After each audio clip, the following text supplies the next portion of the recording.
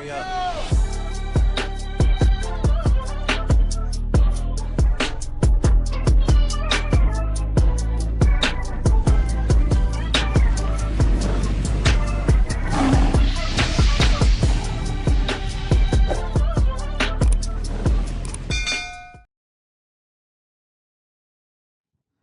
What's up, everybody? Welcome back to another episode of the In Faith Podcast. My name is David, as always, joined by Steve. I'm glad to be here. And we are starting a new story here. We just finished up with Samson, right? In this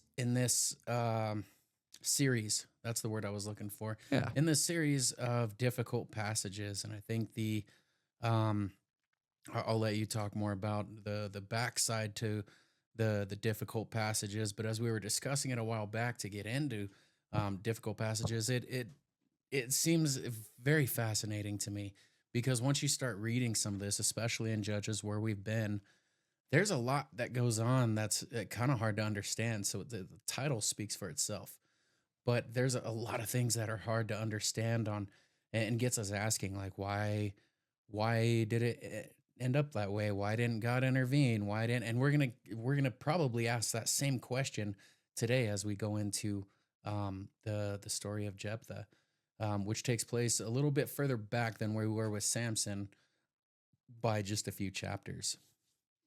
Yeah, and like you mentioned, this period of time is a interesting period of time where Israel has just come into their land, just come into the promised land.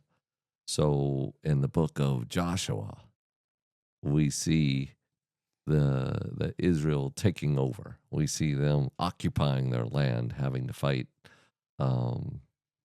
their enemies that lived in the land, and so they're doing that. They take into the land. They don't fully take all of the land that God had given them.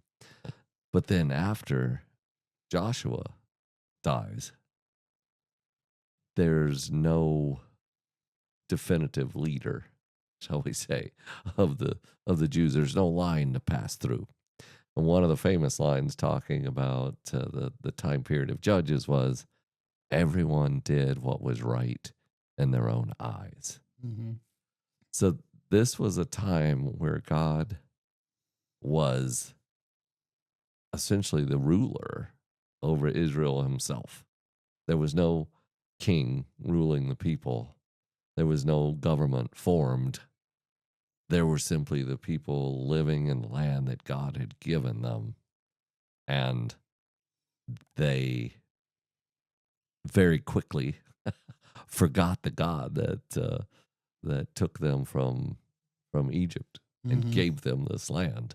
They very quickly slid into beliefs and ways of their enemies that they didn't fully take over. So God had warned them, if you don't, fully get rid of these people, they're going to mess you up. They're going to drag you down. They're going to still have their gods in front of you and stuff. And of course, that's exactly what happened. They were not able to fully take their land, so they still had people in the land worshiping idols, people in the land with their pagan traditions and stuff that were a snare to the people of Israel. And so in this period of time, the people of Israel would fall away from worshiping the one true God and would start worshiping the gods of their enemies. And God would raise up a ruler, and they're referred to as a judge. When we looked at Samson, he was a judge over Israel that God had raised up. Mm-hmm. And some of the difficult passages there were, well, why, if God is specifically raising someone up from his birth, even to be the judge over Israel, why did he use someone that didn't follow the oath that he was supposed to have to rule Israel? So I mean, that was, to me, Samson is difficult to begin with because God picked him from birth, and yet Samson never paid much attention it seems like, to living the way that God had called him to live. Oh, he almost did the opposite of everything he Yeah. was instructed not to do, but it was probably one of the most relatable people in the Bible to modern day or modern day walk. Yeah. To what we end up doing. And like you mentioned, Jephthah was a judge um, before Samson, but during the same time period. Yeah. And we see in looking at Jephthah, we see that falling back into practices, into pagan practices, through the influence of all those around them. So it becomes a difficult passage as well. Yeah. Well, and I'm looking through, a lot of this here, even the backstory of Jephthah. Um, so as we've mentioned, it takes place in the book of Judges. Um, but Jephthah was more or less known about, or the story of Jephthah, yeah, a leader who, after making a quick and fast vow to God, is actually faced with a very, very difficult and tragic situation Right. to deal with. We'll get into it, but he gets this victory, and he makes this vow to God, not really knowing what Right. exactly he was vowing to. It's funny when you mentioned that he did that. I just hear in my head where uh, Jesus saying, "Let your yes be yes." Yeah, And your no be no. Very specifically, you don't need to swear. You don't need to make a vow. You don't need to do these things. Just when you say yes or no, that's what you're going to do. And besides, God doesn't require these oaths of us, these almost deal making with God, right? If you'll, and of course, plenty of us have done deal making with God. God, if you'll do this for me, then, I'll be in church every Sunday or whatever we say. Um, but that's never what God's calling us. right. God's not calling for our actions. He's calling for our hearts. He's calling for our lives. He's calling us to surrender to the better life that he will give us. Well, and I think I wonder if he just got too ahead of himself and it was a spur of the moment kind of decision, because if we think of his backstory, if we think of what all happened with Jephthah, let's start from birth. Yeah. Okay. He was illegitimate son of Gilead. He was driven out by his family, by his brothers, and became, um, what's it called? What's the word I'm looking for, Steve? My mind just drew a blank. They kind of outcasted him. Yeah. An outcast. But when Israel was threatened by the Ammonites, the elders of Gilead asked Jephthah to lead them. So it's kind of weird how at first they drove him out because he wasn't a child of marriage. He was a child of a prostitute. His um, father had him with a prostitute that wasn't his wife. So the brothers and the family and kind of everyone else around drove him out. And then when they were threatened, they were like, wait. Can you come back now and give us this victory? Yeah. We're being threatened. And then, to him, he's like, well, now you guys want me back? You guys wanted nothing to do with me when you found out who my mother was, and now you want me to come back and fight for you. But Yeah. we do see this. It, David, just on that note there, the very first verse of chapter 11 in Judges, the story of Jephthah here, Mhm. it says, "Now Jephthah of Gilead was a great warrior." That's the first thing it says. Yeah. So I wonder if a piece of this is not them being afraid of Jephthah as well because of his skills, and because they've probably treated him wrong. They didn't want him fighting for Yeah, the they've alternative. treated him Yeah. wrong the whole time, because his dad messed up, and he was the son of a prostitute and all this, so they're all judgy on him. Not that any of this is Jephthah's fault, right? Jephthah has nothing to do with the way he's born, but I it just feels like that they have a little fear of him. Also, is why they've run him off. I mean, that happens regularly. Hmm. You know, if they didn't want him to really be a part of the family or anything like that, but they didn't fear him, they might use him, so to say, to do all the stuff that they don't want to have to do. But if they fear him, they're going to run him off, and that's what they did. Yeah. Yeah, that's exactly what they did. And then when they were under attack, they wanted to come back to him and say, "Hey, Yeah, can you come fight for us?" And I think you're onto something there. They didn't want him fighting for the other team, yeah, but he agrees. He agrees, but he agrees on the condition that if he returned victorious, that um, he became victorious, that he would rule Gilead. That was the condition that if I'll do it, but if I win, I rule Gilead. yeah. But I think within him saying that, I'm just looking at verse 9 now. We hear from Jephthah like better to me, a better way of looking things than we ever heard from Samson. So Jephthah here in verse 9, Jephthah says to the elders, let me get this straight.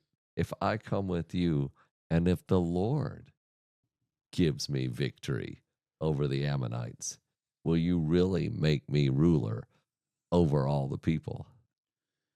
And of course, they go on to say, the Lord is our witness. We promise to do whatever you say. Mm-hmm. So I'll just keep going. 11. So Jephthah went with the elders of Gilead, and the people made him the ruler and commander of the army at Mizpah.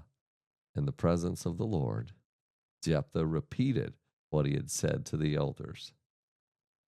So, I mean, Jephthah from the beginning is acknowledging that any victory is in the Lord, that Yeah, it's amen. God that is behind this. And he wants to recognize God up front. He doesn't say, if I get victory. He says, if the Lord gives me victory, Yeah, amen. you're going to make me people. So, I mean, we just see it seems like Jephthah has all of this right when he goes in front of them. He's not, he's not vindictive. He's not doing anything against these people that ran him off. And he's acknowledging that any victory is a victory of the Lord. Yeah, and he's so up until I want to say up until the point he got too ambitious. He before going into battle, he vowed that if he returned victorious, he would sacrifice the first thing that came out of his house to greet him. Yeah, And bad idea. that was that vow he made to God. And that's what we're going to get into to see kind of how this was kind of made it into the difficult passages. Yeah, and even before that, I think something comes up that sort of makes us see a different view of this. So in verse 13, where Jephthah sends a message, in verse 12, Jephthah sends a message to the Ammonites, and then in verse 13, they're answering that. The king of Ammon answered Jephthah's messengers. When the Israelites came out of Egypt, they stole my land Mm. from the Arnon River to the Jabbok River and all the way to the Jordan. Now then, give back the land peaceably. Jephthah sent this message back to the Ammonite king. This is what Jephthah says: Israel did not steal any land from Moab or Ammon. When the people of Israel arrived at Kadesh on their journey from Egypt after crossing the Red Sea, they sent messengers to the king of Edom asking for permission to pass through the land, but their request was denied. Then they asked the king of Moab for similar permission, but he wouldn't let them pass through either. So the people of Israel stayed in Kadesh. It goes on, um, noting, I guess I got to keep reading it now. I've dug us into it. Finally, they went around Edom and Moab through the wilderness. They traveled along Moab's eastern border and camped on the other side of the Arnon River. But they never once crossed the Arnon River into Moab, for the Arnon was the border of Moab. Then Israel sent messengers to King Sihon of the Ammonites, who ruled from Heshbon, asking for permission to cross through his land to get to their destination. But King Sihon didn't trust Israel to pass through his land. Instead, he mobilized his army at Jahaz and attacked them. But the Lord, the God of Israel, gave his people victory over King Sihon. So Israel took control of the land of the Amorites, who lived in the region from the Arnon River to the Jabbok River and the eastern wilderness to the Jordan. So you see, it was the Lord, the God of Israel, who took away the land from the Amorites and gave it to Israel. Why then should we give it back to you? So that, like I said, is that different viewpoint. The people of the land feel like their land has been stolen, but they can't go back. I mean, out of fear, because they know these people were being led by the God who brought the plagues on Israel. They're very versed. They know those plagues. They know that happened. So their fear, instead of saying we have no way of fighting the God that can do these miracles Mm-hmm. and inviting them through, I mean, as basically they're the way that they could know this God, the one true God. But they want to stay in control. And because they want to stay in control and because they're afraid, they don't, not only did they not let them pass through, now they went to war with them instead and lost. So then Jephthah again is making the point, hey, it is the Lord who gave us this land. Yeah. So don't come over here and fight us now. One, I like how the initial message of requesting to pass through the land didn't stop them. Yeah. Even though they were denied, they didn't say, "Oh, well, we can't get through now. We're just going to have to table this." No, they said, "Okay, well, we'll get to where we're going. We'll go around." And now might be a detour, might be a longer trip, Yeah. but we're going to get there. We're going to get there the way we say we're going to get there, regardless if you let us cross through your land or make us go around. So Right. they didn't let they didn't let that detour them, but it does. We do see that picture here, that we see God at the forefront Yeah. from the start, and that reliance and guidance on direction from Jephthah, even before he even agreed to lead them into battle. Yeah. We see him saying, if God grants us victory, like you emphasized on, he brought all glory to God there. Yeah. Yeah. So it's like you say, we see Jephthah doing all the right things. And really, if we the problem starts, as you've hinted at already. Is that on 29? Yes. Is that I was looking, that's why I kind of went back to you for a sec, because I was looking to see, I'm like, wait, where did we end on? But Yeah. yeah, Yeah, you were at verse 29 there. I think verse 29, you know, it is with a start of and it's more difficult even almost that it says, at that time, the Spirit of the Lord came upon Jephthah. So not only is he giving glory to God through all of this, that God is the victor, but the Spirit of the Lord came upon him as he's looking for an army here. And yet, he still makes the oath.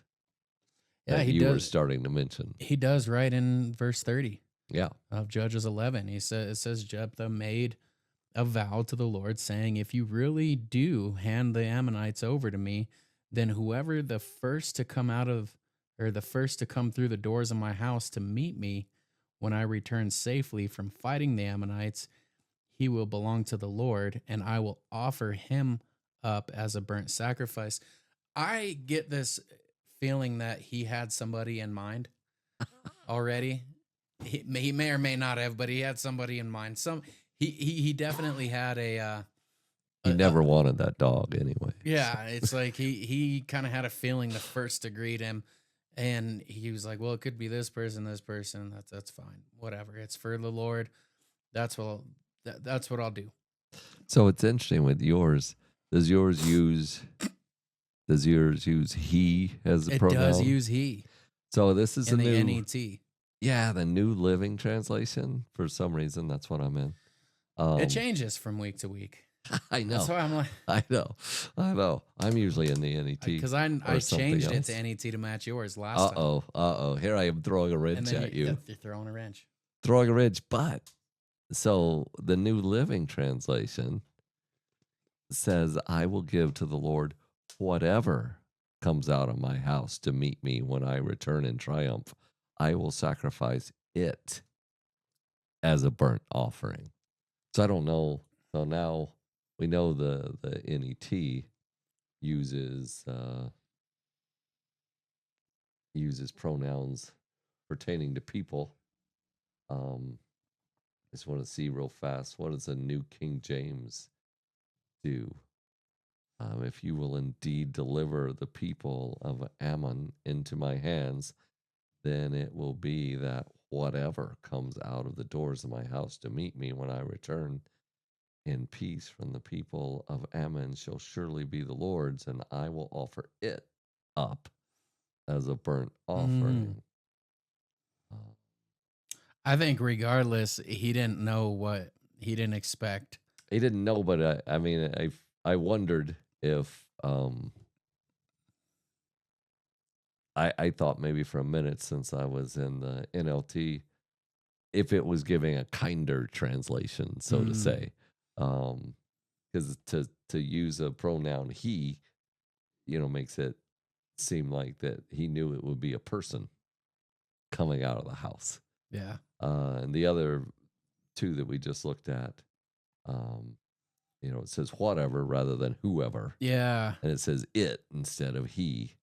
So that's to me that's kind of a big difference, though. Yeah. I Maybe. mean, if he's specifically expecting to sacrifice a person, Yeah. is different than thinking whatever animal comes running out, I'll sacrifice. Yeah. He might have thought it would have been the dog or an animal or something. I don't know. But that was his vow. First thing to walk out of the house and greet me will be the sacrifice. So Jephthah, after making that vow in verse 32, Jephthah approached the Ammonites to fight with them, and the Lord handed them over to him. He defeated them from what is that? Orower? Oh, sorry, No, that's I was looking up the English Standard Version. It also uses whatever and whatever. it instead. So the NET is, as far as we can tell so far, sort of on an island by itself Yeah. of suggesting that he knew it would be a person. Um, the other versions have not translated it in that manner. They have left it open to it could be an animal, it could be whatever comes out of his house first. Sorry. No, that's fine. So he went, we read in verse 33 that he went through 20 cities in all fighting the Ammonites. And in 34, when Jephthah came home to Mizpah, there was his daughter hurrying out to meet Oh, him, just say dancing to the no. rhythm, of the tambourines. She was his only child, except for her, except for her, He had no he had son or no daughter. son or other daughter. Yeah. So this was his only child. When he saw her, he ripped his clothes off and said, "Oh no, my daughter, you have completely ruined me. You have brought me disaster. I made an oath to the Lord and cannot break it." Mm, So if you think of it like right away, he seems like, man, I this isn't how it was supposed to be. mm. But he can't go. He doesn't feel he can go back on it. And But at the same sadly, time, she has no idea what she was just running out excited yeah, to see him. So see she her was dad. dancing to the rhythm of the tambourines. So she was just happy that for him to be home. So and then he's ripping his clothes off, right? And he's saying, "Man, you messed it all up. You ruined me. I gotta uphold this oath now. It wasn't supposed to be you." And she has no clue. I can't imagine she has any clue that. Like, what are you talking about? Right. No, she doesn't. Oh, for I have opened, just reading what he said here, and now I'm in the ESV. For I have opened my mouth to the Lord, and I cannot take back my vow. Yeah. So, okay, so that's so, and generally we would consider this a good thing, other than God doesn't require us to make vows with Him. Right.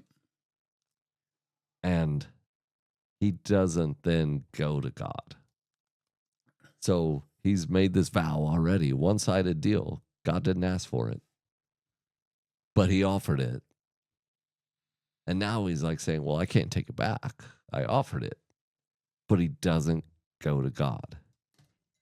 He's talking with his daughter, and explaining what's going to have to happen. Um, but it seems to me what should have happened, um, rather than him telling her how her coming out has messed him up because of this oath. He should have been ripping his clothes and praying to God and asking, Maybe for some forgiveness there. yeah, I obviously made a rash oath here. You gave me the victory. And yeah, I've made rash oaths before, but yep. I mean, never, never at the expense of sacrificing somebody coming out of my house. I've made like these oaths that, I probably couldn't hold up, that I could hold up, but just didn't. It's just those, oh, if you come through for me this one last time, Lord, I'll start going to church, or I'll start doing this, or I'll put this away, or I'll stop doing this. We make these vows that aren't necessarily yet required to at least as far as the salvation goes. I mean, or God coming through for us. I mean, God will come through for us when it lines up with his plan for us. That's I mean, it's just that's what it kind of reminds me of, is this ambition to please the Lord when all he really wanted was your heart to begin with. Well, so maybe this is me having an odd view, Go for it. but you think about being able to make deals with people, right?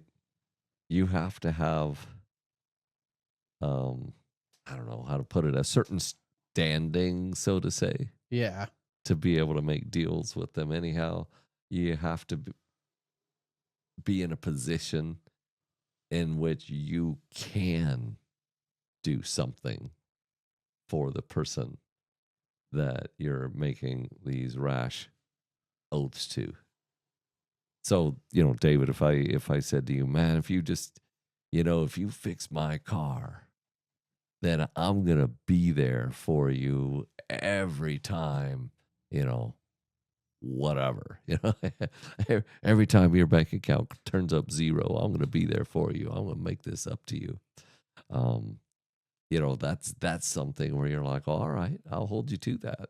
I'll fix your car. And then the next time I need some money, you're going to hear from me.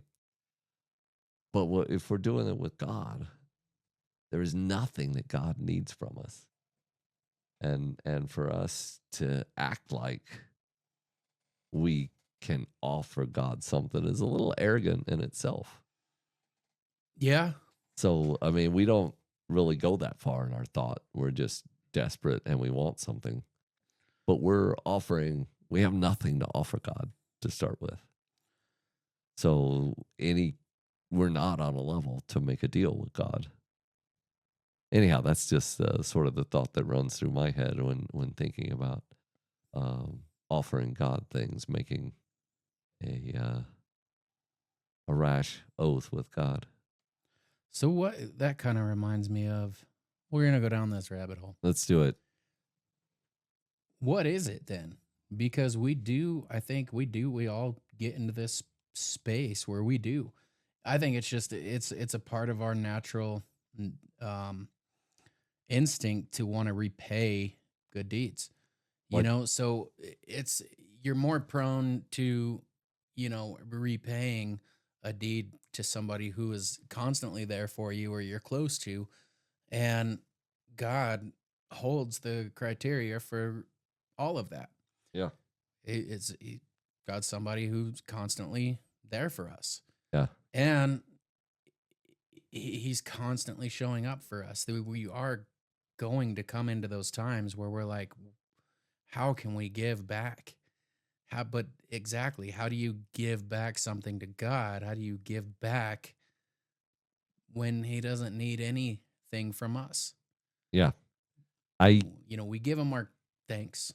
We give him the glory. We give him the praise and the worship, which is all kind of what he's wanting from us is which he wants for our benefit. right. He wants us to acknowledge him because if we don't acknowledge him and things, we'll start believing lies. We'll start believing that we're the ones in control. Mhm. We'll start believing that we're the ones that make the stuff happen. We don't need God. We do it ourselves. But the The truth is, arrogance. and us wanting control, Mm-hmm. because we are a people for sure that want control of our situations. It shouldn't take us long at all to figure out we just don't. We don't have control of our situations. There's no doubt. We can't make people do other things. We can't, make the world work with us. We don't have control. But making these rash vows is almost seems like a way of trying to gain a little control over it, as if I had a hand in this victory occurred. God gave me this victory because I made a vow, and now I'm going to keep it. Well, and here's where things kind of go a little deeper. So he's clearly upset and tells his daughter that he can't break the vow he made. And in verse 36, she responds and says to him, "My father, since you have made an oath to the Lord, do to me as you promised. After all, the Lord vindicated you before your enemies, the Ammonites." She then said to her father, "Please grant me this one wish. For 2 months, allow me to walk through the hills with my friends and mourn my virginity." So he grants her that. He says in 38, "You may go." He permitted her to leave for 2 months. She went with her friends and mourned her virginity as she walked through the hills. That Let's talk about that for a minute. Yeah. That sounds a little odd. Walk through the hills with your friends, mourn your virginity. So is she just trying to rid of it and then before she sacrificed? Well, no, I think What's the she's setting behind this? right. I hear what you're saying. She's not. It sounds like she's a true believer too, right? She believes in the Lord. She believes that if he makes an oath, he should keep it to Right? God. Because she And did state, even though she's the on the wrong end of this deal, so she's basically just asked to spend time with her friends. And it's not, I don't think, just mourning her virginity, but mourning that she didn't get to move through all the other cycles of life, right? She didn't get to grow up. She didn't get to get married. She didn't get to have kids of her own. So I don't think this is a say nice way of her wanting to go out and have a wild time before she's killed. I think it's actually just her wanting time with her friends ahead of time. As you read it, though, what was Yeah. in my head? In my head, I'm thinking, I bet Jephthah kind of wishes that she would run off and never come back. Yeah. Well, and we do get the answer. Okay. We do get the answer as we continue reading. But as we read that, I just wanted to throw that out there a bit because I'm like, well, it is worded a little oddly, but we do read in verse 39 that after 2 months she returned to her father and she did, or he did to her as he had vowed. She died a virgin. So that's ultimately what she was mourning. You kind of hit the nail on the head. She was mourning the fact that she didn't get to finish out the rest of the cycles of her life. Um, but yeah, she returned and her father did as he vowed. And we read in continuing in 39, her tragic death gave rise, to a custom in Israel. So every year, Israelite women, I don't know why I'm going to struggle with commemorate. There we go. Commemorate the daughter of Jephthah for 4 days. So what happens during this 4 days, Steve? I don't know I would like to that. look into it. How they celebrate this or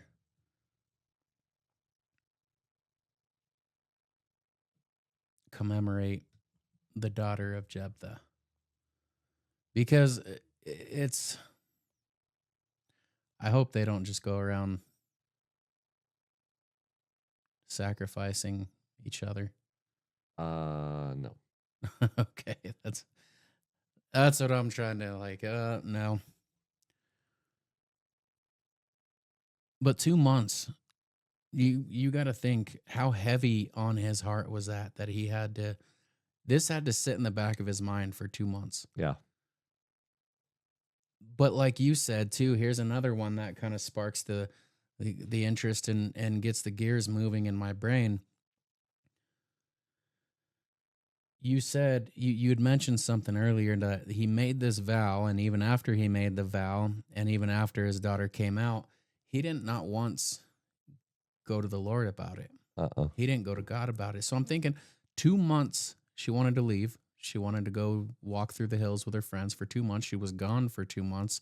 That's to me, that's 2 months that he could have gone and asked for an alternative, a forgiveness, or God, what do you want me to really do? That was, um, I kind of spur of the moment decision.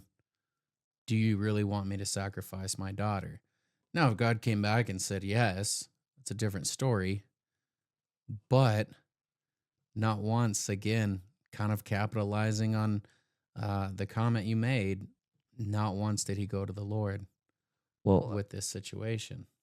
yeah, and I think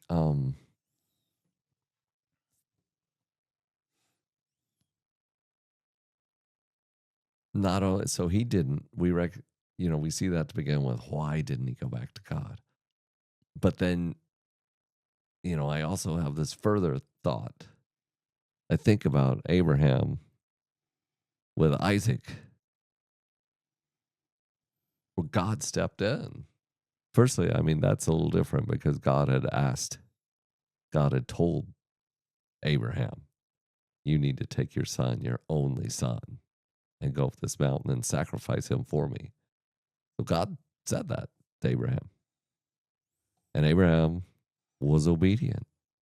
And he took Isaac, and he took him with him, and he took him up on that mountain, and he bound him, and he put him on an altar, and he had a knife in his hand, and he raised it. And then God stepped in and said, do not harm the child. And there was a goat stuck in the bushes. And that's what was sacrificed. So, part of it, you think of this, you're going, yeah, but God stepped in and stopped Abraham. We want to, or at least I want to see God step in here.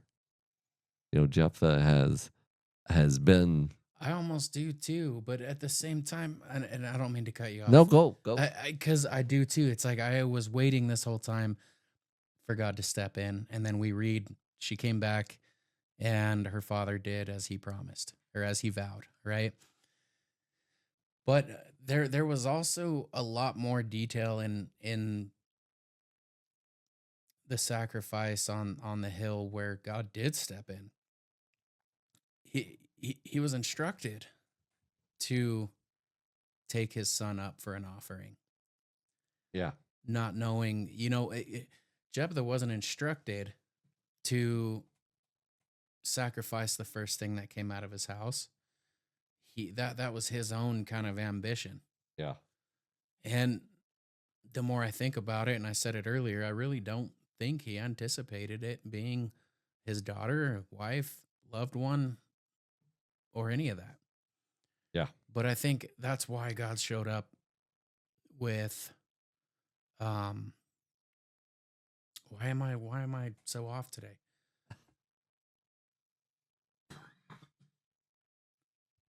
The with the ram on the hill. Sacrifice. Yeah, sacrifice. But that's why God showed up there. He didn't let him sacrifice his son. Even though that was the kind of instruction, it was more of a test of faith or a test of obedience. And then God provided that sacrifice. And I think had this kind of been the same calling, maybe he would have done the same thing. Yeah. But there was no calling to make a sacrifice to God, uh, pending victory here. And I mean, what's a big takeaway we can get from this, aside of don't make irrational deals with God, spur of the moment? More or less, I mean, he was on the right track the whole way. He was on the right track with giving God the praise. He was on the right track with, if we get victory, it's going to be God willing. And all the way up until the battle. And then he kind of makes this rational decision that he was going to sacrifice the first thing that came out of his house. Turns out to be his daughter. But I've also find it hard to deal with that his daughter was um, so willing as well. I mean, it doesn't say she was too happy about it.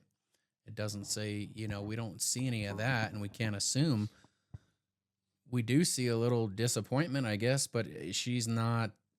I believe you're right. We see that she has a lot of faith in the Lord. She too is a believer, so she tells her dad, don't go back on your vow. Do to me exactly what you vowed God you would do, but before you do, let me at least kind of take this last journey. And that's exactly what kind of happened there. And he lets her take the journey, comes back, and then another thing that kind of, and this is just me getting into the story and setting the scene. It seemed to happen pretty fast. We don't see anything left after that. Aside of the Israelite women, they kind of honor the daughter of Jephthah every year for 4 days. But all we see is that when she returned, he did what he vowed and left it there. So we don't get to see, and maybe we do as we continue reading, but we'll have to continue reading in Judges 12 next week on a new episode. But to follow up kind of where we're at and what we've gone through so far, Steve, what do you think what do you think the set of the scene is here right after all this kind of comes about, but now we have a whole town that celebrates her every year? Yeah. So part of what I was doing as you were going through was trying to look. Good. It's the water. Water went down the wrong hole. That happens to me all the time. I've got this tickle. Which if something hits it. Yeah. So it is that time of year, man. These allergies get kicked up, and I also think my son's out there cutting the yard too, stirring up all the pollen there. But yeah, the scene, setting the scene. Where do you think we're at now? I mean, my mind is going in 20 different directions in trying to relate to, what Jephthah has to go through now that he has sacrificed his only child. Yeah. And I get what you're saying, that what it's almost like, what is his state of mind at this point now? How do you how is your relationship with God after something like this happens? Though he's caused it, right? By making the rash vow. He makes a rash vow to God. He feels like he has to keep it. But now where is he?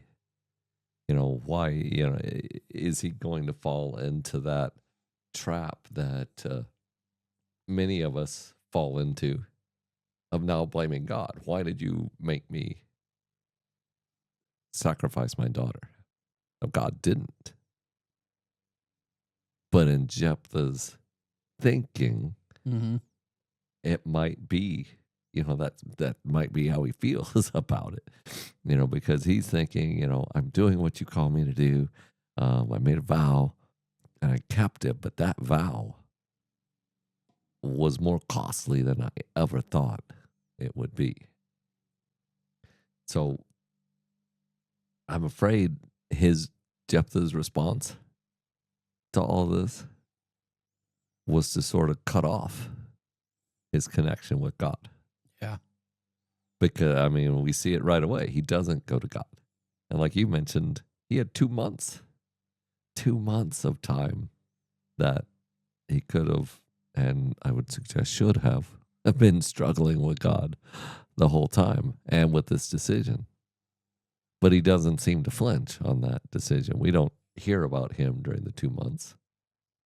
But as soon as she comes back, he sacrifices her, and that's that. Yeah. But I feel like his connection with God is sort of severed at that point. It very well, yeah, could be. And his his trials aren't over yet. No. It doesn't end there. Mm-mm. All stemming from this battle, we're going to get to see a lot of civil strife Yes. going into the next chapter. Yeah, his reactions are very different going into the next chapter. And I think that's where we get to see where his decision lands his relationship. So join us next week as we continue on in the story with Jephthah. We'll be in Judges 12, and we'll get to see kind of how this rational decision, this rational vow that he made in the spur of the moment now is affecting his relationship with God moving forward. Yeah. So we thank you for joining us. We'll see you again next week. God bless.